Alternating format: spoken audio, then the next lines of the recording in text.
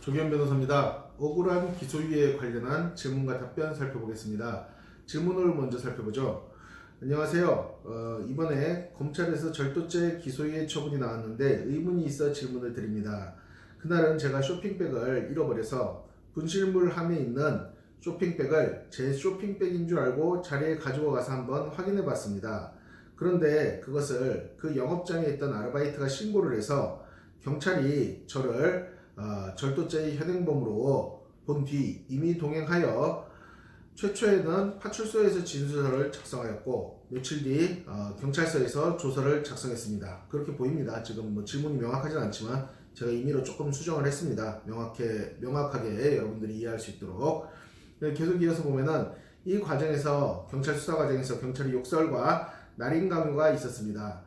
하지만 제 조서에는 범행의 의도가 없었다라고 일관되게 주장했고 그것을 적어달라고 했는데 경찰은 조서를 보여달라고 하자 나중에 CCTV를 확인시켜 주겠다면서 조서를 확인시켜 주지 않고 저를 돌려보냈습니다. 하지만 경찰이 CCTV를 확인시켜 준다는 말과는 달리 사건은 그대로 검찰에 송치되었고 저는 검사의 기소유예 처분을 최종적으로 받았습니다. 첫 번째 질문입니다. 경찰의 강요와 폭언이 있었던 조사에 이의를 제기할 수 있나요? 가능하다면 어디에? 자, 경찰이 수사 과정에서 강요나 폭언을 하면은 통상적으로 수사 중에는 검사에게 이의를 제기할 수 있으나 지금 단계에서는 검사의 종국 결정이 나온 기소유예 처분이라는 종국 결정이 나온 상태이므로 검사에게 이의를 제기할 수는 없습니다. 지금 상태에서 이 기소유예 처분에 불복을 하고자 한다면은 기소유예 처분에 불복하는 헌법소원 심판을 청구해야 할 것이고 그 와중에 경찰의 잘못된 수사에 대해서 문제를 삼아야 할 것입니다. 헌법소원은 헌법재판소에 반드시 변호사를 선임해서만 제기할 수 있습니다. 자, 두 번째 질문 보겠습니다. 자백도 없는 상황에서 본인의 CCTV 확인을 건너뛰고 1회 신문만으로 바로 검찰 송치가 가능한가요?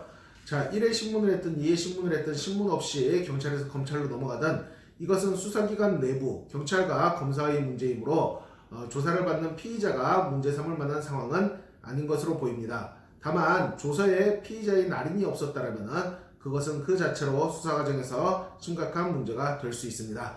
어쨌든 경찰에서 검찰로 언제 송치하냐, 얼마만큼 경찰에서 조사를 해야 할지 여부 등은 경찰과 검사가 결정하는 일이지 조사를 받는 피의자가 이의를 제기할 수 있는 부분은 아닙니다. 다만 앞서 말씀드렸듯이 이 기소유예 처분이 잘못된 기소유예 처분이라고 보인다면 수사의 미진 자체를 주장할 수는 있습니다. 세 번째는 하나 링크를 줬는데 판례가 있는데 노래방에서 도둑으로 의심받을까 룸에 가져와서 확인하다가 이미 동행한 경우 절도죄가 성립되나요? 이런 판례에 대한 분석 같은 것은 이런 지식인 답변이라든지 혹은 단순한 질문과 답변 등에서 살피기에는 부적절하므로 답변을 하지는 않도록 하겠습니다.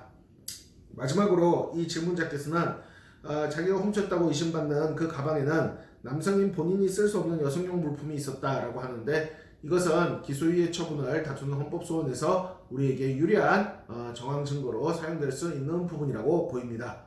자, 기소유예 처분을 취소하기 위해서는 헌법소원 외에는 방법이 없습니다. 억울한 기소유예 처분으로 고통을 받는 피의자 신분이었던 여러분께서는 언제든지 조기현 변호사에게 전화를 하셔서 억울한 기소유예 처분에 대해서 상담을 받아보시고 헌법소원 심판을 청구할 수 있습니다.